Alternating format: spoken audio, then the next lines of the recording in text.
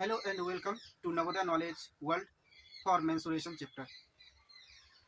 तो सबसे पहले इसमें पढ़ना है एरिया ऑफ ट्रायंगल, यानी ट्रायंगल का एरिया कैसे फाइंड की जाती है और उसमें हीरोन्स फार्मूला इसमें पढ़ना है। इसके बाद इसके पेरीमीटर और मेंसुरेशन के सारे क्वेश्चन को इसमें सॉल्व की गई है। तो आइए सारे फार्मूला को समझते हैं कि किस ढंग से इसमें फार्मूला तैयार की गई है।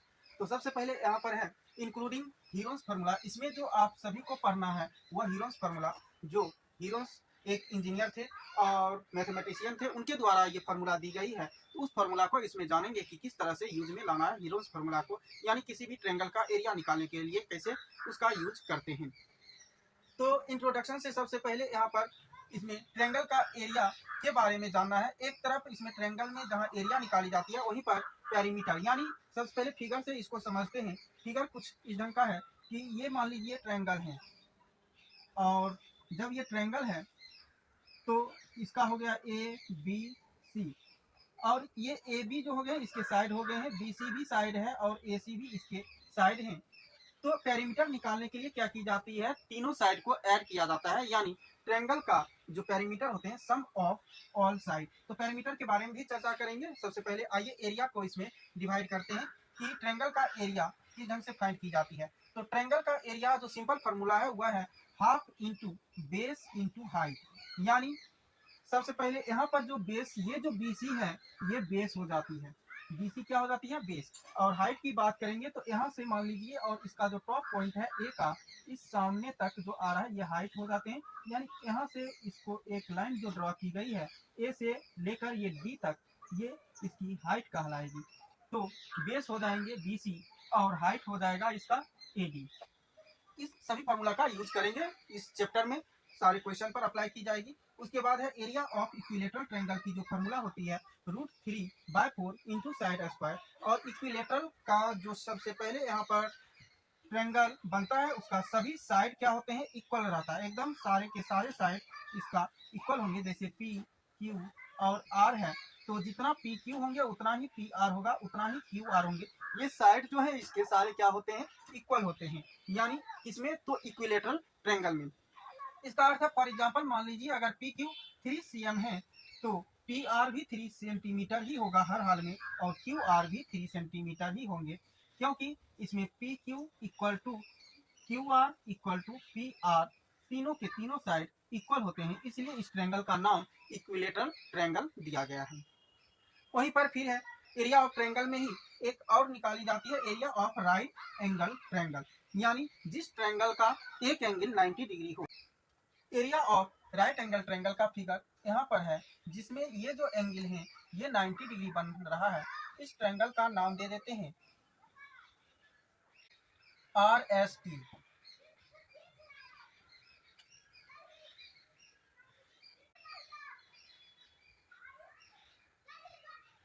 जहाँ पर एंगल एस जो है वह 90 डिग्री है, यानी एंगल एस वह कितना बना रहा है, 90 डिग्री का एंगल बना रहा है। और ये जो हो गया है इसका 90 डिग्री बनाते हुए परपेंडिकुलर भी है, और यही हाइट भी कहलाता है। किसी भी ट्रायंगल में ये हाइट हो जाते हैं जो उसकी परपेंडिकुलर लाइन होती है। एरिया ऑफ इक्विलेटरल ट्रायंगल का जो हो जाता है area of right angle triangle का फॉर्मूला जो होता है half into base into perpendicular, यानी परपेंडिकुलर जो होते हैं वही उसका हाइट कहलाता है। राइट एंगल ट्रायंगल में परपेंडिकुलर सीधी लाइन खड़ी लाइन होती है, इसलिए ये इसका हाइट हो जाएंगे। तो यहाँ पर हाइट जो हो जाएगा h is equal to R S, ये हाइट कहलाएंगे, या फिर परपेंडिकुलर कहिए। आर एस जो यहाँ से यहाँ तक है ये हाइट है, और वहीं पर बेस जो इसका हो जाएगा, क्योंकि इसके फॉर्मूला में बेस भी आते हैं, तो बेस जो हो जाएगा B is equal to S T, ये बेस कहलाएंगे।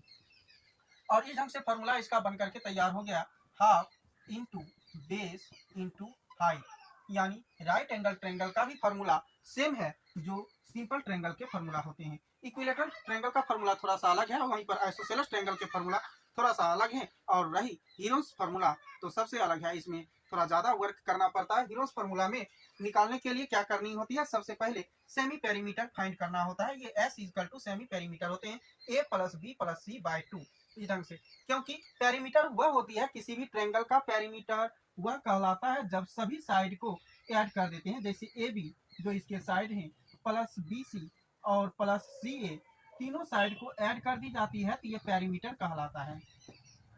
और वहीं पर सेमी पेरीमीटर तब हो जाते हैं, यानी एसपी कह सकते हैं, सेमी पेरीमीटर इक्वल टू तीनों साइड को ऐड करके जो ए बी है जितना दिया हुआ, बी सी जितना दिया हुआ है, वहीं पर ए सी जितना दिया हुआ है, ये सारे साइड को ऐड कर दे और बाय 2 कर दे तो वह सेमी पेरीमीटर। सेमी पेरीमीटर का हो गया हाफ पेरीमीटर यानी आधा परिमिति।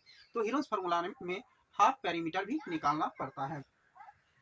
इसको हम यहाँ पर लिख रहे हैं, साइड मान लेते हैं ये ए दी गई है और ये साइड बी दी गई है, ये साइड सी दी गई है, यानी तीनों ये जो साइड है वह लेंथ है, लंबाई दी गई है। ए बी मान लेते हैं कि ए सेंटीमीटर और ए सी मान लेते हैं कि बी सेंटीमीटर और बी सी मान लेते हैं कि सी सेंटीमीटर दिया गया है। तो ये तीनों ऐड करेंगे पूरा का पूरा पेरीमीटर निकलेंगे। वहीं पर जहां बाय 2 कर देंगे तो सेमी पेरीमीटर हो जाएगा, यानी हाफ पेरीमीटर हो जाएंगे, आधा पेरीमीटर। और ये चीज यूज की जाती है, सबसे पहले सेमी पेरीमीटर निकाला जाता है किस फार्मूला के लिए, तो हीरोन्स फार्मूला के लिए। हीरोन्स जो एक इंजीनियर थे और साइंटिस्ट थे, ठीक है, जिन्होंने इस फार्मूला को दिया एरिया ऑफ ट्रायंगल निकालने के लिए। एस इसमें निकालना जरूरी होता है। फार्मूला हो जाती है root under S into S minus A into S minus B into S minus C. ये हीरोन्स फार्मूला है जो कि अप्लाई की जाती है किसी भी ट्रायंगुलर फील्ड पर, ट्रायंगुलर जो क्षेत्र रहते हैं वैसे जगह पर इस फार्मूला का अप्लाई किया जाता है एरिया फाइंड करने में। तो इस पर और बहुत सारे क्वेश्चन अभी मिलेंगे और भी बहुत सारे फिगर हैं जिसका फार्मूला जान लेना जरूरी है। जैसे हो गया है पैरेललोग्राम हो गए हैं, रोम्बस हो गया है, ट्रेपीजियम हो गए हैं, और भी तरह तरह के फिगर हैं और मेंसुरेशन उन सारे फिगर पर क्वेश्चन सॉल्व कर। मेंसुरेशन का आधा क्वेश्चन फिगर पर ही है और जब फिगर आप अच्छे ढंग से बनाते हैं और फिगर को ही अच्छे ढंग से समझते हैं, फार्मूला को ध्यान में रखते हैं, तो आधा क्वेश्चन मेंसुरेशन चैप्टर का वही सॉल्व हो जाते हैं और आधा प्रॉब्लम सॉल्व फिगर पर ही हो जाती है। इसलिए जरूरी है अच्छे ढंग से, चाहे वह राइट एंगल ट्रायंगल हो, आइसोसेलेस ट्रायंगल हो या इक्विलेटरल ट्रायंगल हो, इन सारे ट्रायंगल को अच्छे ढंग से पढ़ना, उसके फिगर को अच्छे ढंग से पढ़ना और समझना, उसके फार्मूला को अच्छे ढंग से समझना, तो क्वेश्चन ऐसे ही आधे से ज्यादा क्वेश्चन सॉल्व हो जाती है। तो चलिए फिर आगे बढ़ते हैं इसी फिगर के साथ नेक्स्ट क्वेश्चन की तरफ।